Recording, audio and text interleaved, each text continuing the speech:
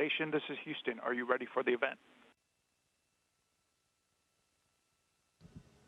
Houston, this is Station. I am ready for the event. Good morning, America. This is Mission Control Houston. Please call station for a voice check. Station, this is ABC News. How do you read us?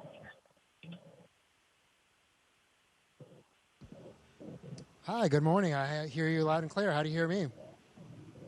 I hear you loud and clear as well.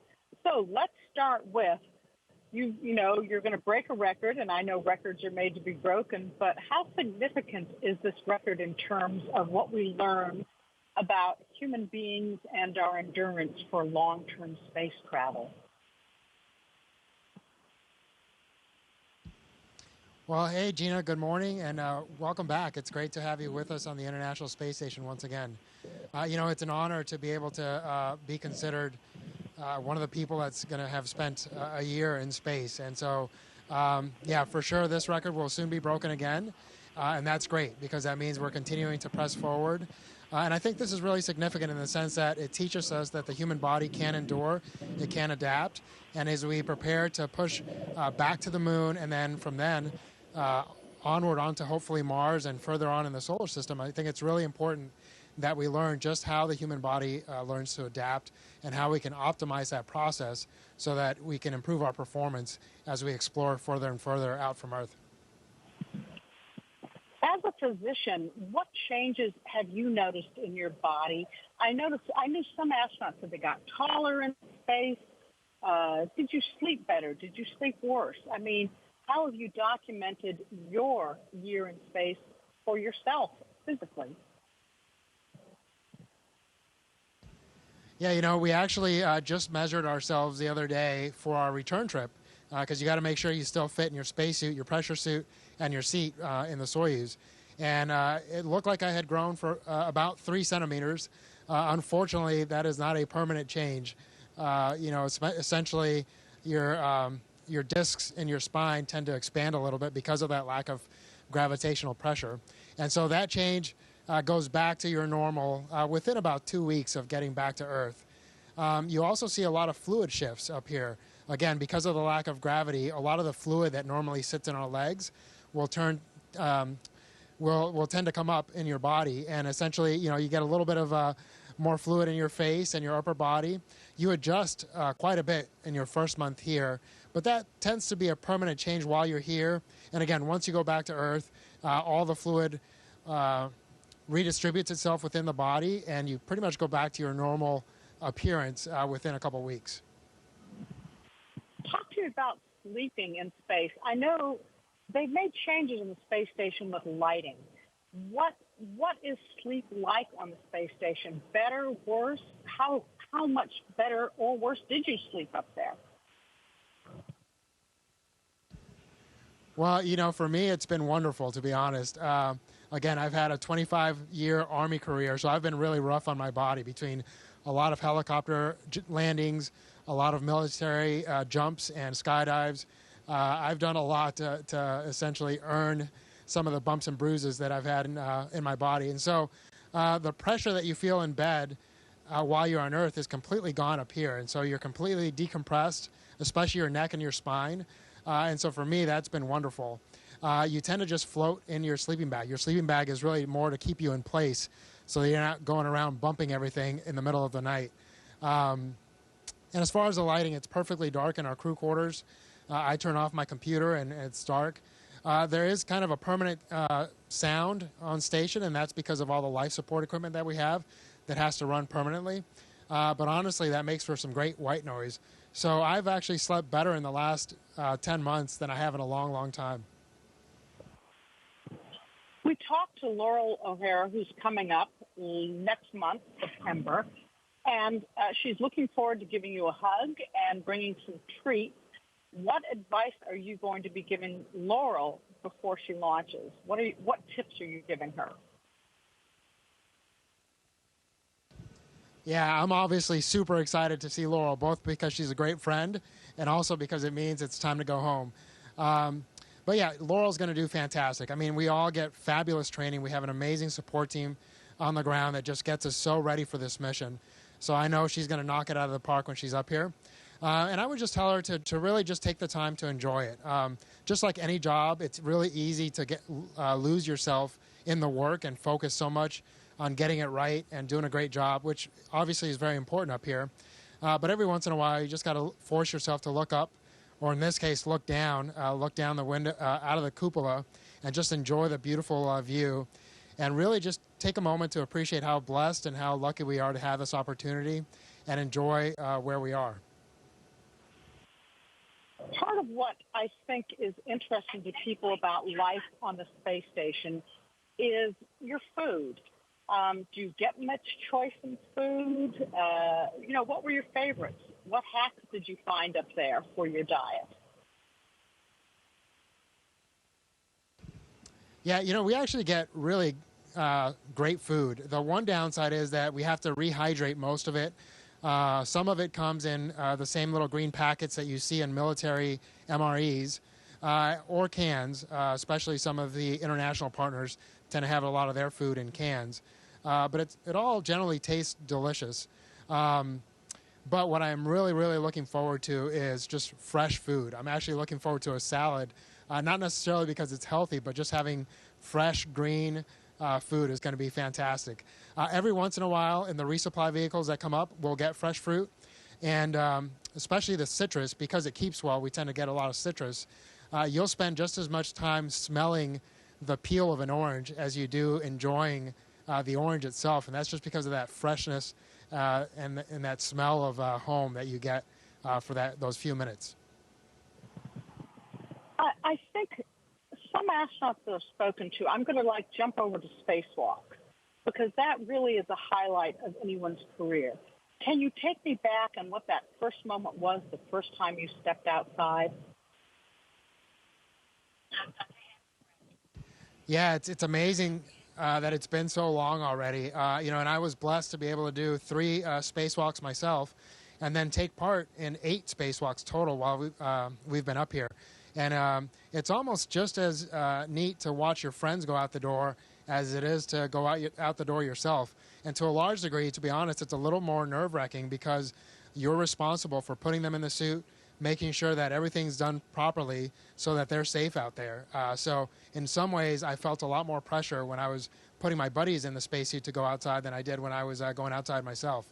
But I'll tell you, the views are just out of this world, literally. And that's because you have your full peripheral vision. When you're looking out of the cupola, it's an absolutely beautiful view, but you're generally limited to just kind of looking down. Whereas when you're outside, the helmet just allows us to see a little bit wider than 180. And so you're able to have an unobstructed view of the Earth and the universe. And it just makes you really appreciate how tiny we are, where we are, also how fast we're going. I mean, the movement, you just appreciate it so much more when you're outside. So absolutely, I would agree. Those 3 spacewalks for me were the highlight of this year up here. I'm trying to remember, for your first spacewalk when you went out, were you in light or darkness?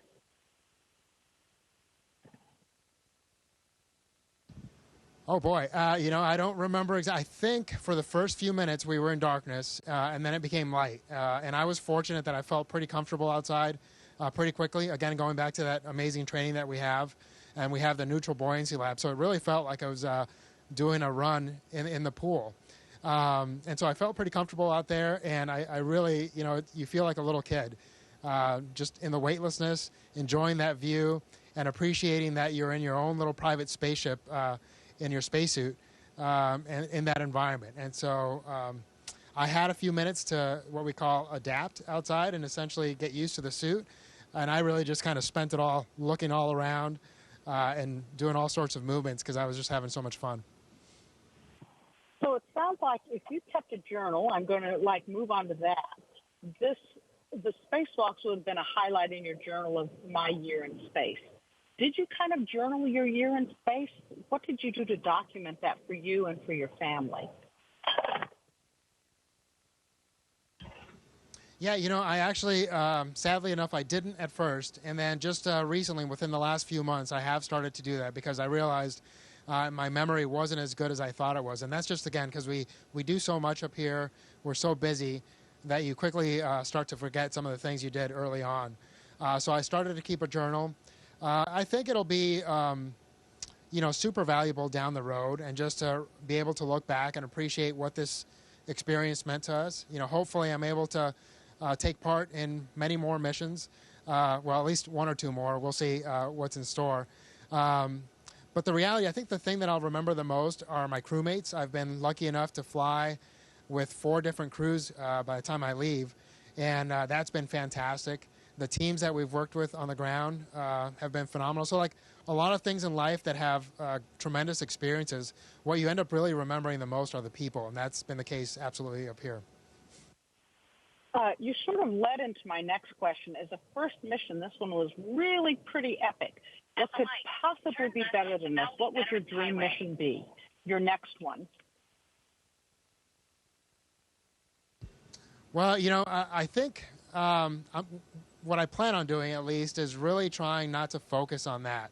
I think it's really going to be important to go back, go home, and reconnect with my family first and foremost, because a year is a long time, and I've missed a lot of major milestones for our family. So I think I'm going to focus on that. And then the reality is, I have friends that are going to be coming up here and then going around the moon. And so my focus is going to be to help the team prepare for those missions, do everything I can to contribute to their success.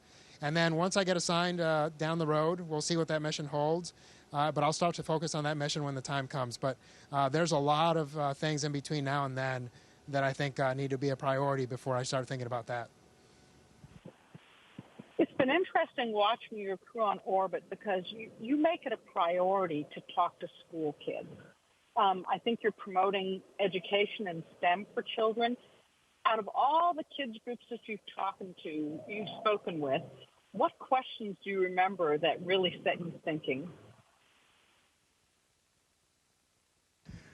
I'm laughing because I actually had a meeting just yesterday with some kids, cutest kids you've ever seen. They were all, a lot of them, I should say, were in the 4 to 6 year old group.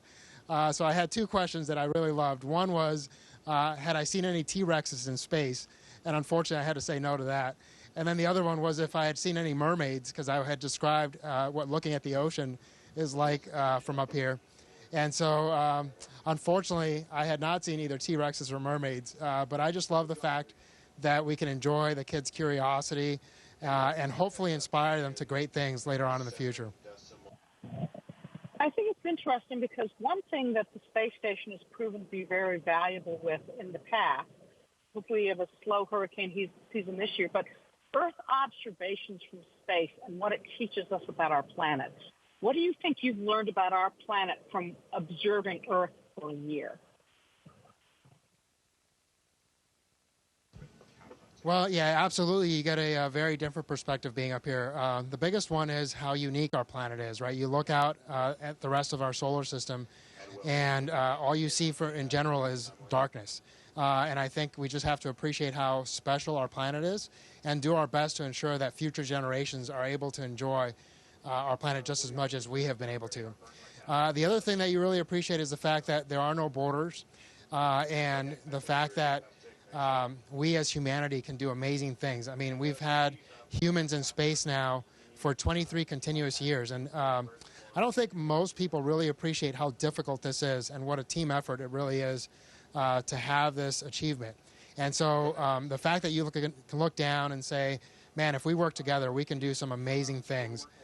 So all those things, they kind of sound philosophical, but just you learn to appreciate the fact that you're living it every day while you're up here. You're coming home in another month. Tell me what the process is for returning home. You just don't hop in a car and drive home.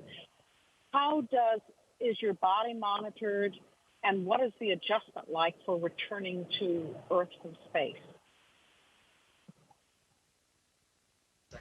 Yeah, so kind of going back to your previous question, again, there's only been a handful of us that have been up here for this long, and so they try to capture as much science as they can, as quickly as they can, because our bodies are just so good at readapting.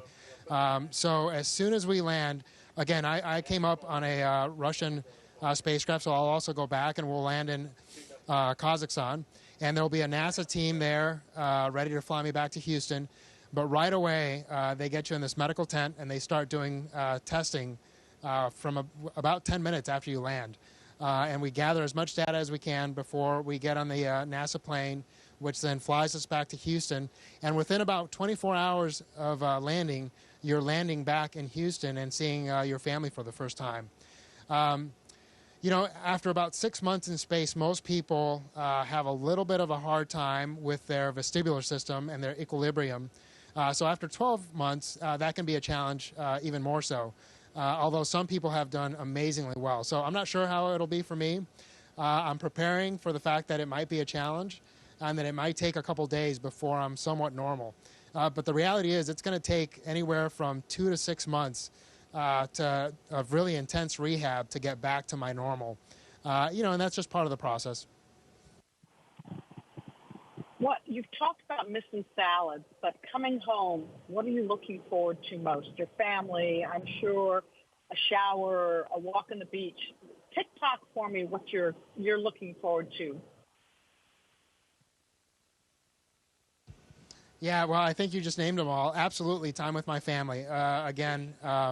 We've been able to stay in touch really well. We get phone calls, we get video conferences every once in a while. But there's nothing like being there in person. And so just being able to reconnect with my kids and my wife, that's going to be fantastic. Being outside, again, we get fantastic views up here, but we're limited to the space of about a 5-bedroom home.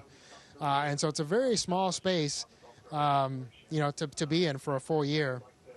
And the other thing for me especially is that I've only been exposed to about 6 other humans at a time for the past year. And so it's going to be a little bit of a readaptation to be around crowds and big groups of people. So I'm looking forward to slowly but surely getting to see all my friends and reconnecting with them too. And in closing, are there any favorite gymnastic tricks you've learned as you've mastered zero-G up there? Anything you care to show us?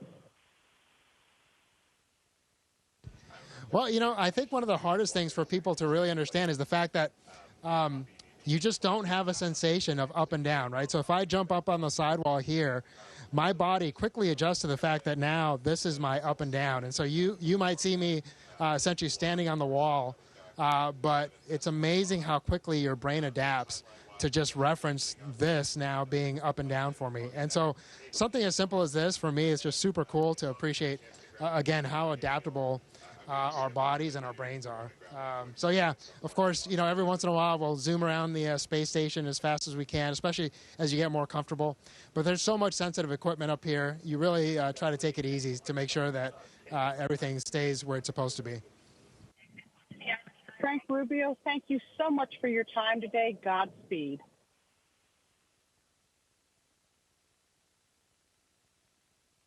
All right, Gina, thanks again. It's been an honor and a pleasure, and we'll talk again soon. Take care.